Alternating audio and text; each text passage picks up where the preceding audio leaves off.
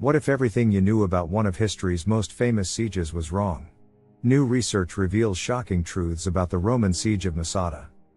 Using modern technologies like drones and 3D digital modeling, researchers challenge the belief that the siege lasted 3 years.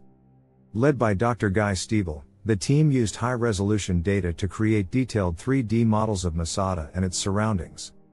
Dr. Stiebel's expedition, which began in 2017, focuses on uncovering new details about the Great Jewish Revolt. By examining water systems, trails, and the Roman siege system, they built precise digital models offering fresh perspectives. Their findings suggest the Roman siege lasted only a few weeks, not 3 years as previously thought.